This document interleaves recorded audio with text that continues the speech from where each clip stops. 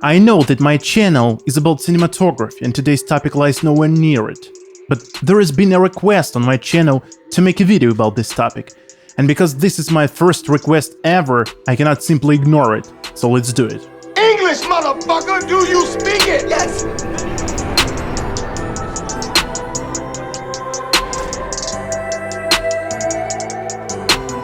For those of you who do not know, my native language is Russian.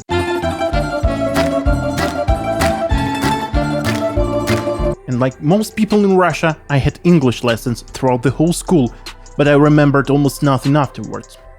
After I graduated, it was time to decide a future career path and consequently a university. Unfortunately for me, the specialty that I was after required decent enough knowledge not only of everyday English, but also deep understanding of technical English. At first I thought the amount of lessons we had at the university would be enough for me to learn it. Sadly though, they expected me to already have level 4 in order to be able to catch up with the program they had. So, at that time, the only solution I saw was to enroll in some type of English course.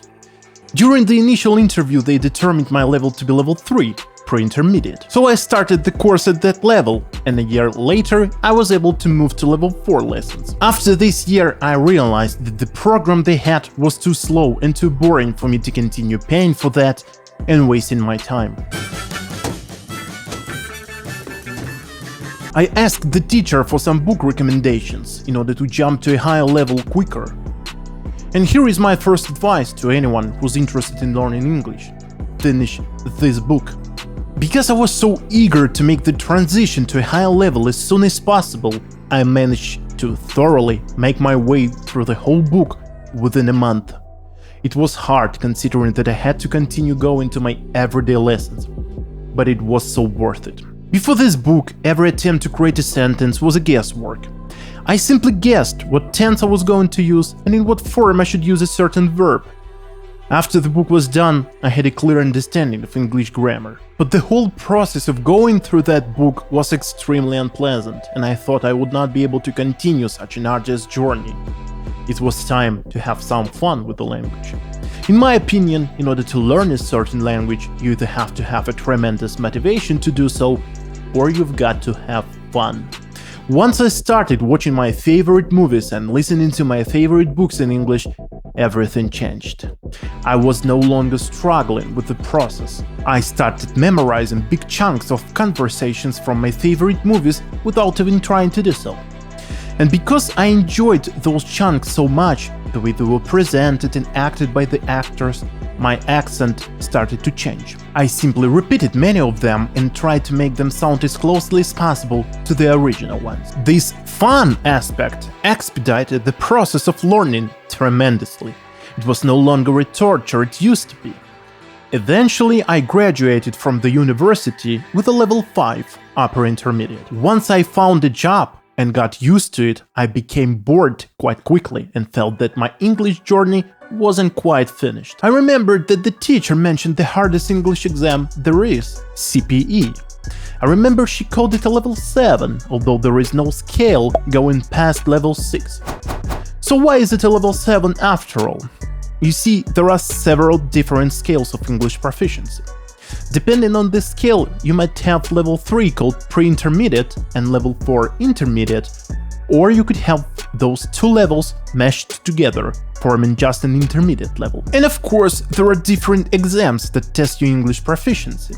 For example, TOEFL doesn't have level proficiency in its ranking system. That's why if you choose to get a CPE certificate, you can assume that you are going higher than standard level 6. Now with that out of the way, I begin my preparation. I will list the books that I used for that in the description below. It took me 2 full months to get ready for the exam. Eventually I went feeling totally unprepared. The exam itself went smoothly except for listening. For some reason it was quite hard and I thought that I failed the exam.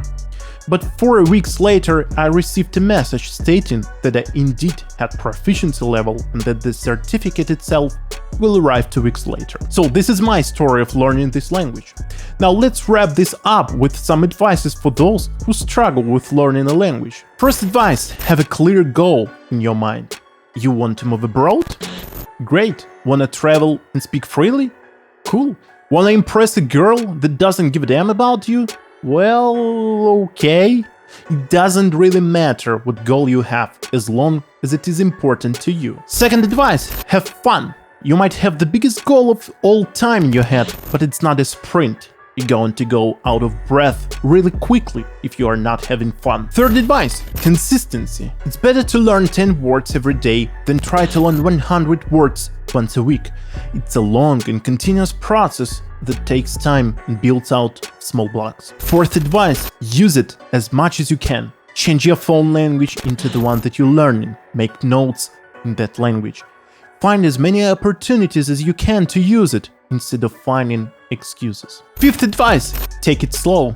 Do not get discouraged if you feel like every word and rule that you learn simply evaporates from your head in an instant. Remember, it will all come to you eventually, given a certain amount of effort in a certain amount of time. The stress that you add to the mix by worrying about your slow progress only going to hinder your progress even further. Relax. And I guess that's it. And I want to end this video with the Japanese samurai quote. There is no goal, only a path. Good luck.